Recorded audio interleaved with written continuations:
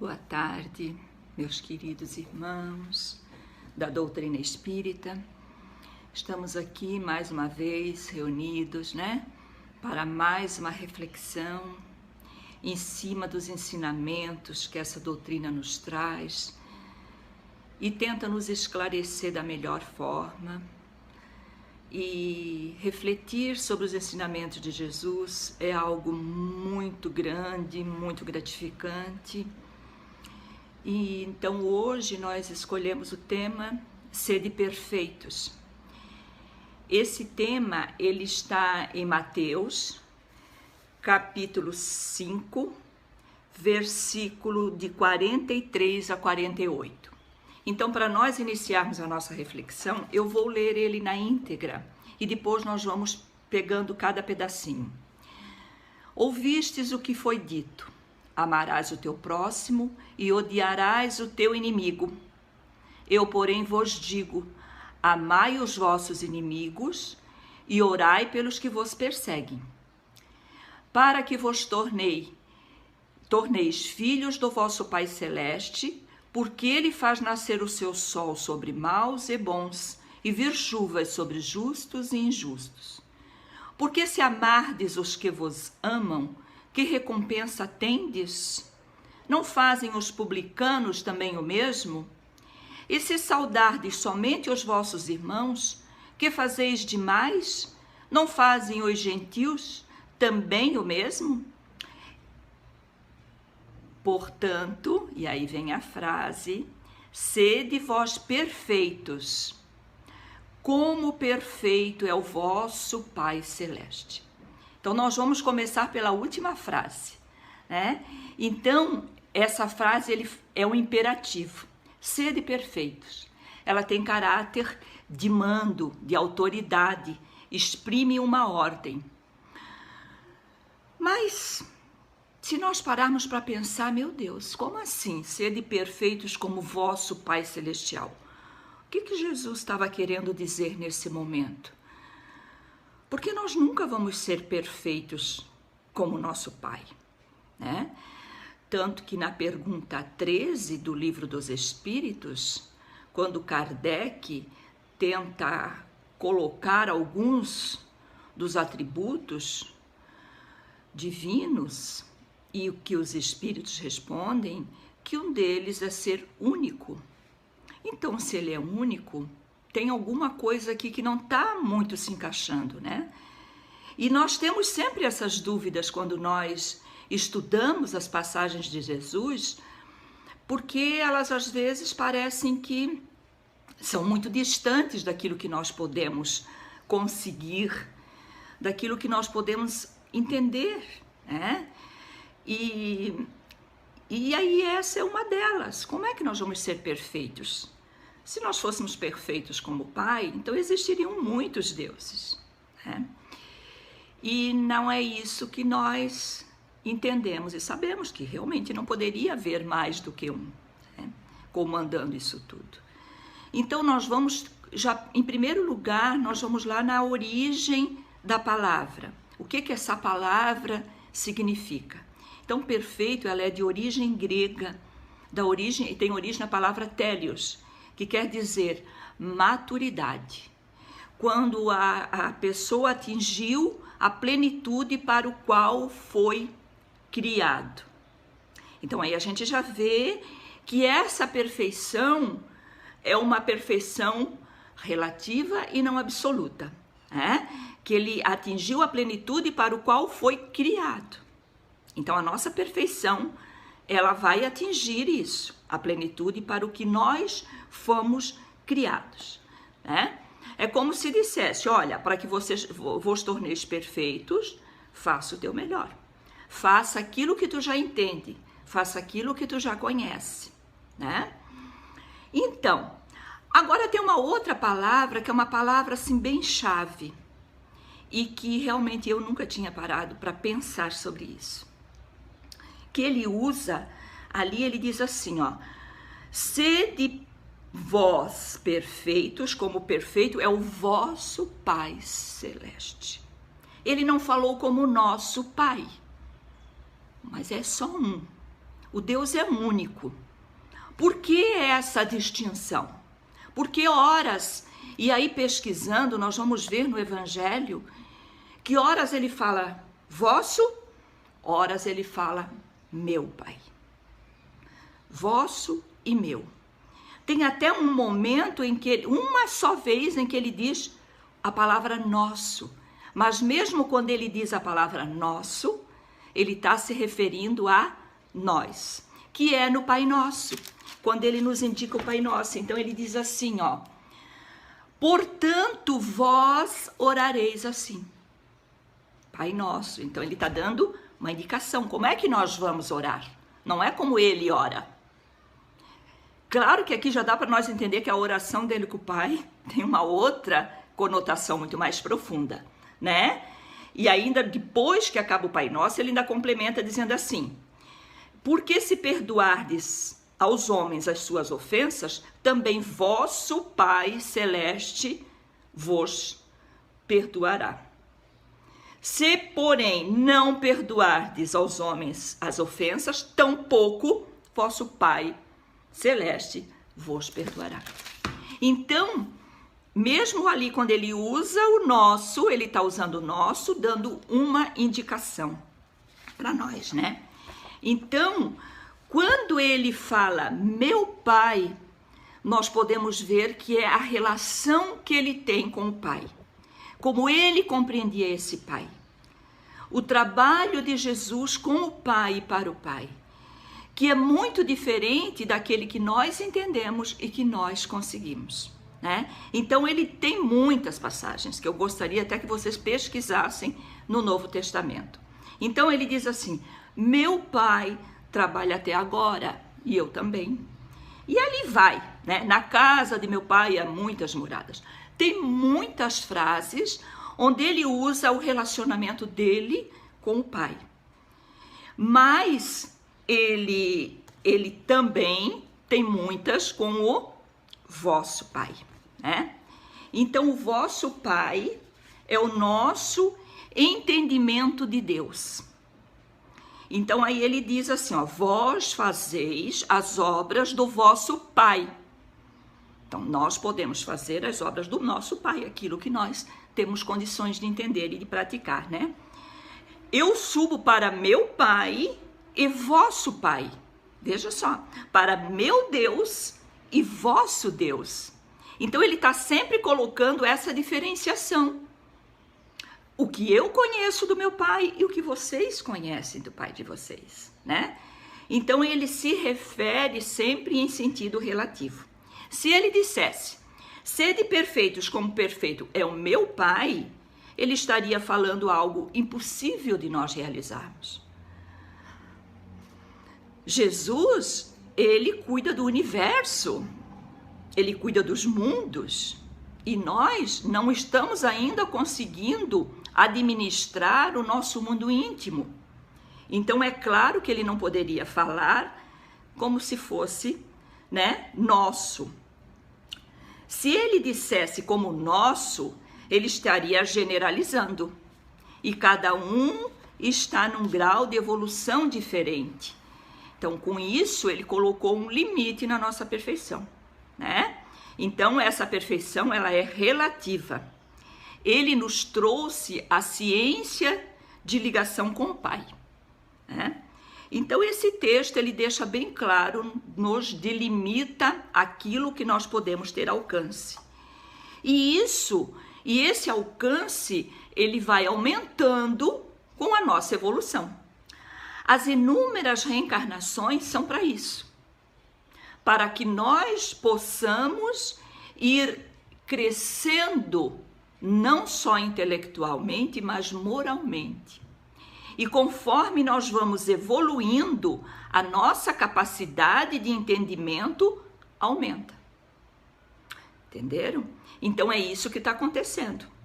De certo, na nossa próxima reencarnação, quando nós estivermos novamente estudando esse texto do Sede Perfeitos, nós já vamos ter uma outra ideia do que seja o universo, do que seja Deus. Imagina ele falando isso há 2000 anos atrás, onde a ciência não tinha recurso nenhum. Para ele falar nas muitas moradas da casa do Pai, isso já com certeza eles não entenderam nada. Que moradas eram essas, né? Pois acreditavam que o único planeta que existia era a Terra e que ainda o Sol é que era um funcionário dela, vamos dizer assim, né? Que trabalhava, que girava em volta dela, da Terra. Que a Terra era o centro do universo. Então veja que não tinha nenhuma informação. Hoje nós já temos outras informações grandiosas sobre o universo. Já temos condições de entender que esse Deus não está aqui à disposição do planeta Terra e das nossas vontades. Então já vemos um pouco mais da grandiosidade dele. Imagina a visão de Jesus. Jesus que é um arquiteto sideral. Jesus que dirige planetas. Então é isso que vai acontecer. Então é sobre isso que Jesus está falando. Mas esse texto evangélico, ele é todo maravilhoso. Nós começamos com a última frase, com este imperativo. Agora, por que ele falou sobre isso, né? Então ele começa dizendo assim, ó: ouvistes o que foi dito, amarás o teu próximo e odiarás o teu inimigo. Isso era a lei mosaica, né? Então, ele veio esclarecer. Então ele diz assim, ó: eu, porém, vos digo, amai os vossos inimigos e orai pelos que vos perseguem.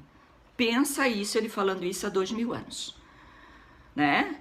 Quando havia, assim, uma separação, eles pregavam um ódio muito grande entre raças, né? Tanto que ele vem falar logo em seguida aqui, né? Dos gentios, né? Dos publicanos, que eram tidos assim como uma raça, né? Os gentios mesmo, para eles não significava nada, porque eles eram um povo pagão. Então existia uma distinção de raça muito grande, né? E aí ele vem dizer isso: amai os vossos inimigos. Nossa, isso aqui é pesado, né? Se nós não entendermos na íntegra o que isso quer dizer. A começar que amar para os hebreus significava não odiar, não querer mal. Não é amar, não é esse sentimento que nós conhecemos, que nós aqui entendemos como amar, tá? Então vejam que no Evangelho segundo o Espiritismo tem um capítulo só falando sobre isso, só falando sobre esse texto, que é o capítulo 12. Então, amar ao próximo, amar ao inimigo, amar ao nosso próximo, tudo bem, né?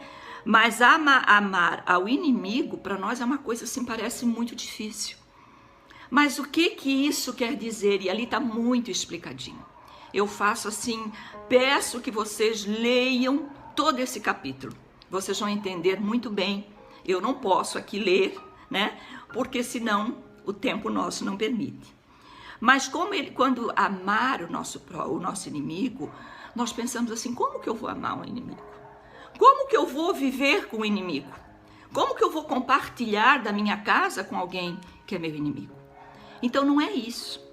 Quando ele fala amar o inimigo, não é eu ter a mesma ternura que eu tenho pela minha família, pelos meus amigos próximos, aqueles que compartilham das minhas ideias, dos meus pensamentos, e um ser que me prejudica, que me faz mal, que tem todo interesse em não gostar de mim, eu vou colocar essa pessoa mesmo assim, vou exigir que ela fique junto de mim?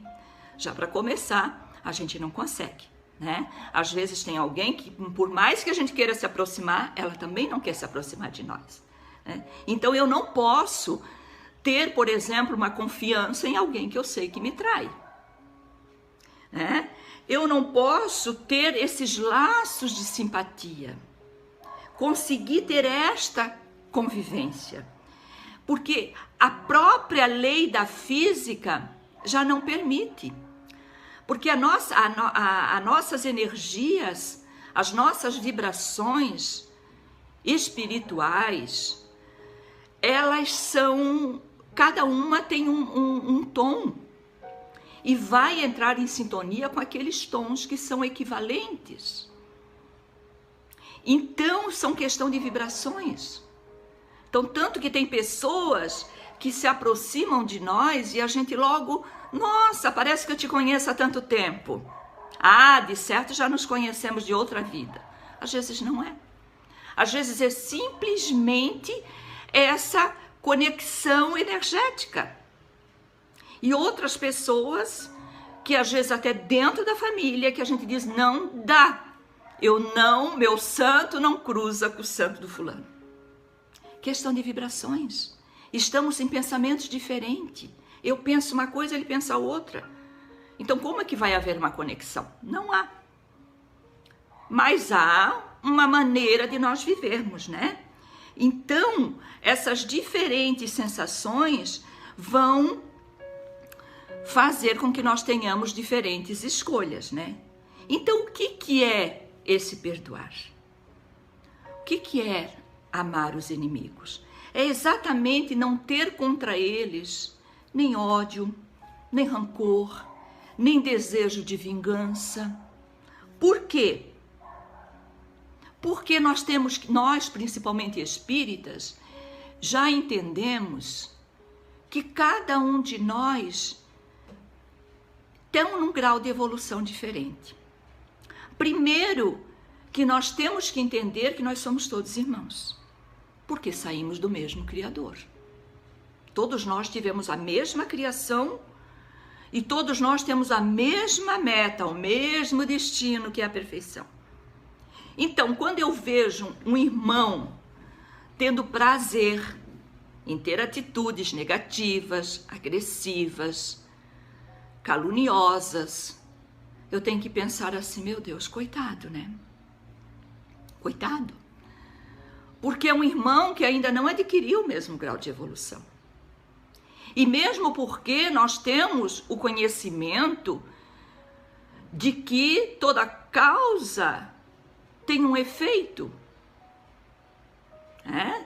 Nós passamos a entender que aquele irmão que hoje está cometendo atitudes agressivas, negativas, desajustadas,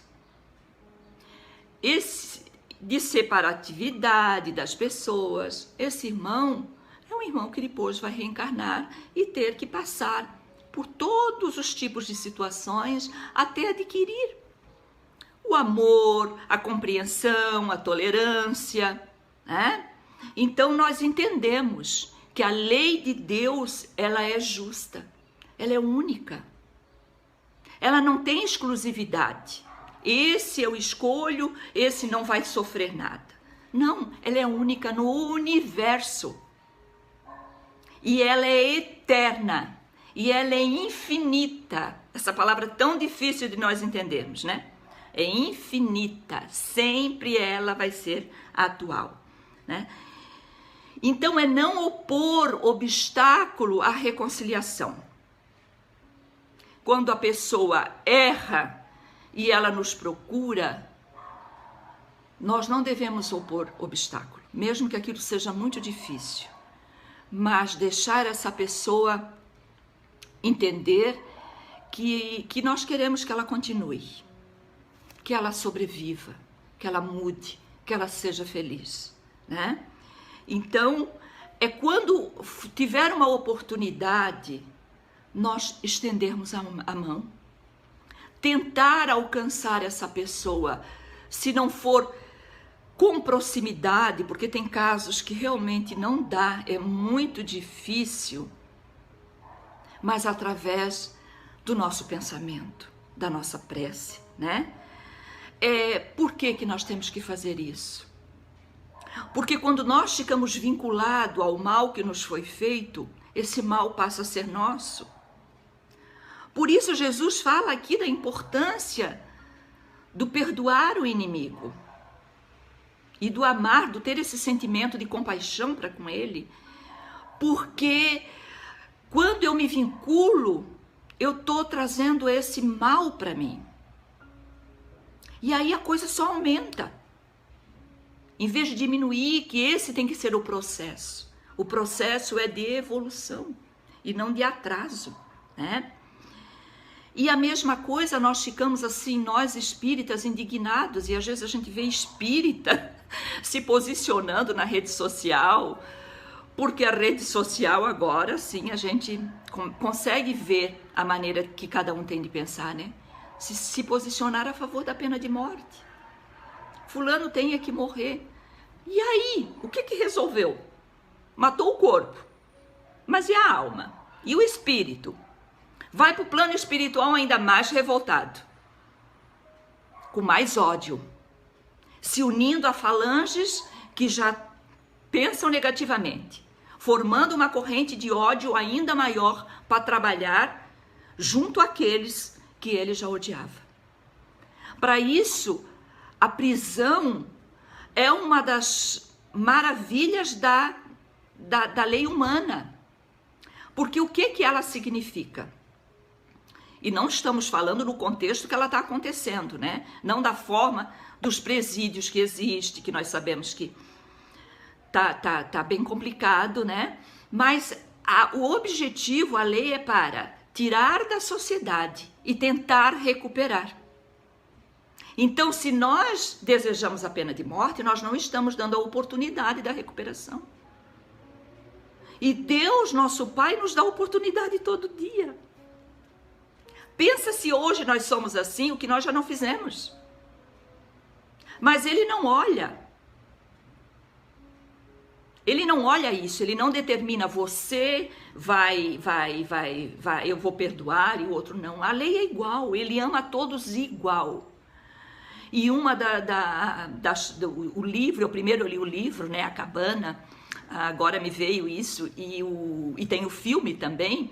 Ele traz exatamente isso, né? Que é a revolta de um pai, porque sua filha foi assassinada, e a indignação dele quando ele tem, entre parênteses, uma conexão com Deus, e que Deus diz para ele que faz questionamentos, né? Mas aquele que matou também é meu filho. Aí, quando nós vemos aquele filme ou lemos o livro, que é muito melhor, muito mais profundo, e eu sempre indico ler o livro, daí a gente começa a refletir realmente. É ter essa empatia, colocar-nos no lugar dele e pensar, exato, como é que nós vamos fazer isso com um filho, né? Com todos que são filhos.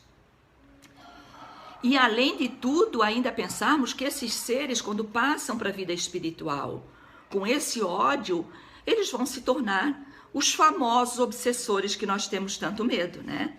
O que são os obsessores? São exatamente esses, né? Que nós não perdoamos, que nós injuriamos, que nós machucamos, que nós trabalhamos para fazer o mal em vez de fazer o bem. Então, orar pelos nossos inimigos, que é a próxima parte, né? Que ele diz então aqui: orai pelos que vos perseguem. Então, além de tudo, nós ainda temos que orar por eles, né? Aí ele diz assim, ó: para que vos torneis filhos do vosso Pai Celeste, porque ele faz nascer o seu sol sobre maus e bons, e vir chuvas sobre justos e injustos. Ele não discrimina. Essa é a bondade. Porque se amardes o que vos amam, que recompensa tendes? É fácil amar quem nos ama, não é verdade? É muito fácil amar os nossos filhos, os nossos netos, os nossos bisnetos, os nossos pais, os nossos amigos. É fácil. Mas isso aí não vai mudar em nada. A nossa mudança, a nossa evolução se faz exatamente de nós irmos adiante, de nós trabalharmos com essa dificuldade. É fácil? Não, não é fácil, mas nós temos que continuar, né? Então, hoje em dia, nós temos que estar com muito cuidado com isso. Com as calúnias, né? Como falam aqui, a calúnia. Eu logo pensei, meu Deus, né? Primeiro que quando a gente pensa que alguém fez uma calúnia conosco, nós temos que pensar assim: se aquela pessoa está falando isso de mim, imagina o que eu já também não fiz. né? Porque nós sabemos que tem a lei de causa e efeito e que não existe a injustiça. Existe uma proteção contra isso. Existe a lei de sintonia, que faz com que a gente se ligue com alguém que vai fazer alguma coisa, porque nós já interferimos nesse campo também, né? O fake, isso nós temos que tomar muito cuidado. A Federação Espírita tem alertado muito. Aquilo que nós divulgamos. Quando nós divulgamos uma mentira, nós somos mentirosos, nós somos coparticipadores daquilo. E é o que mais tem. Já foi feita uma pesquisa que no campo da política, 90% é fake. São calúnias que inventam. E isso não é só aqui não, isso é em todos os cantos. Porque, infelizmente, a rede social, ela virou um nicho de maldade. Tanta coisa boa que nós temos para tirar dali. Olha esse movimento que nós estamos fazendo de estudo, de palestras, de divulgação do bem. Então, sempre cuidarmos daquilo que nós vamos compartilhar, né? E às vezes a gente se distrai, acha legal ou passa para frente e depois vai ver que mesmo aquela coisa que era legal, mas não é verdadeira, né? Uma notícia da ciência ou qualquer coisa. Investigar primeiro, né? E estarmos sempre cuidando do nosso pensamento. Esse pensamento é uma coisa assim incrível, né? Nós pensamos o tempo inteiro, normalmente os nossos pensamentos não estão nada bons, né? Porque nós somos todos influenciados pela mídia, pelas redes sociais, e às vezes a gente realmente acaba entrando numa conexão negativa mesmo sem querer. Diz Emmanuel que há mais doenças causadas pelo pensamento do que por vírus e bactérias. Então veja quanta coisa que nós podemos fazer com esse nosso pensamento em prol daqueles que nós achamos ou que realmente se colocam como nossos inimigos, né? Quando nós pensamos negativo sobre eles, nós estamos produzindo vírus e agasalhando bactérias e dando força para que elas sobrevivam. Então, como é necessário essa mudança de pensamento, de comportamento, né? Tem uma tribo, eu acho que é australiana, não lembro agora, faz muito tempo que eu li, essas coisas vão vindo assim aqui na hora, né? Que é muito interessante.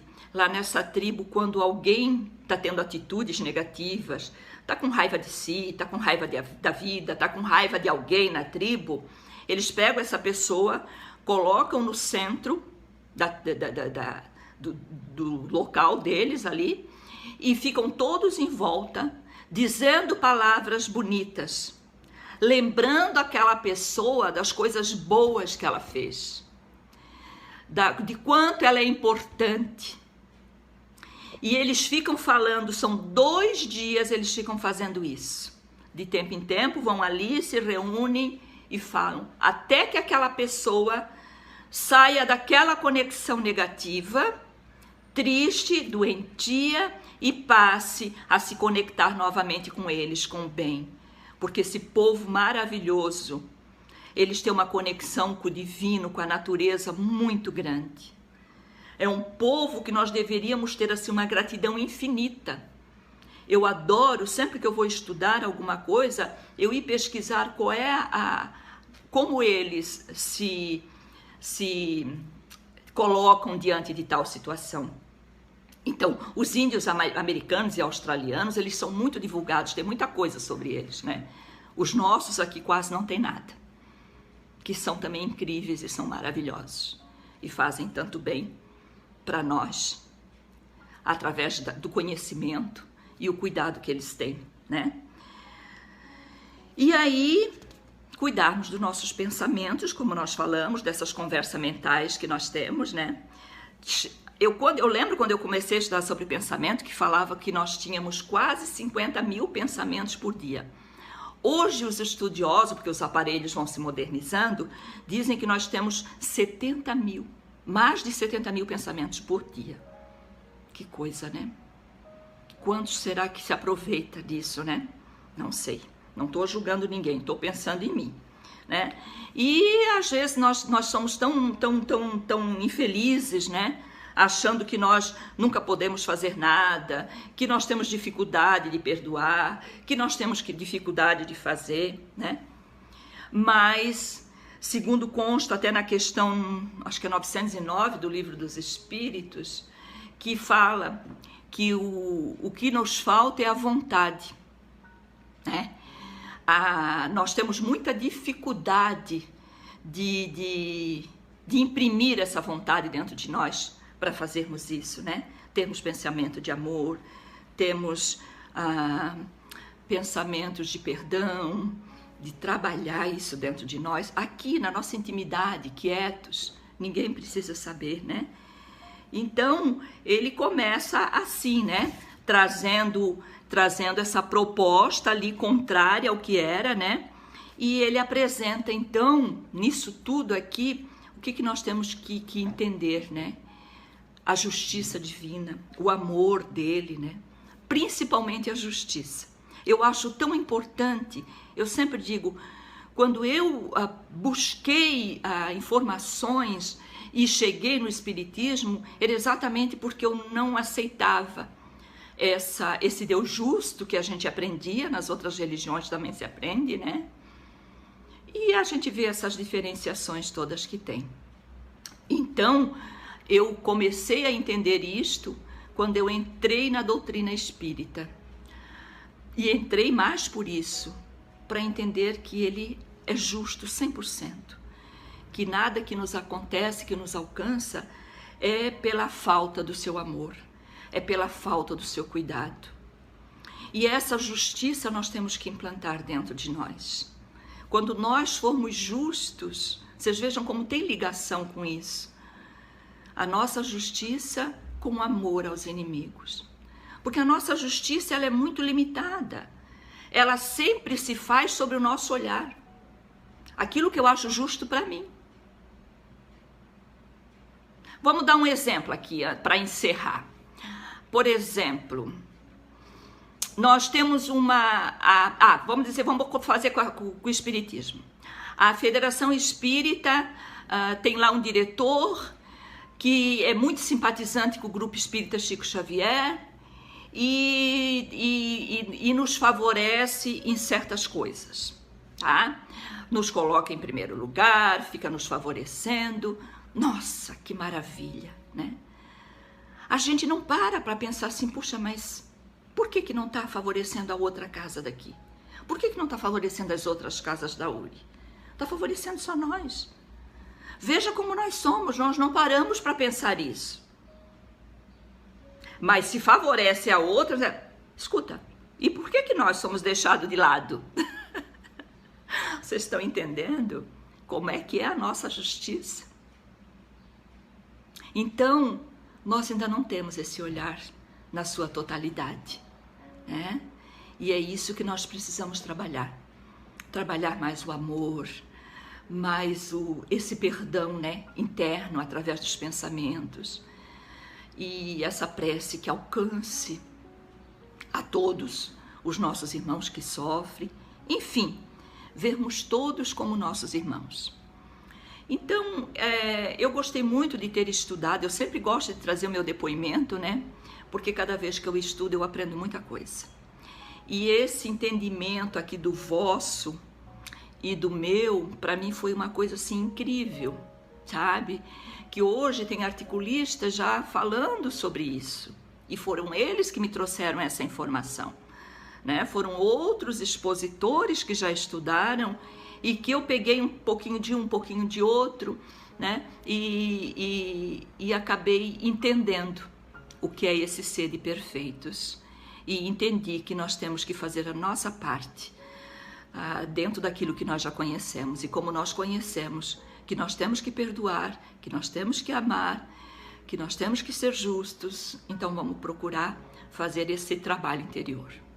Eu quero agradecer a atenção de todos e pedir que as bênçãos do nosso Pai, do nosso Criador, recaia sobre cada um de vocês, que entre em cada lar, trazendo muita paz, muita harmonia. Obrigado por tudo, queridos, pela atenção.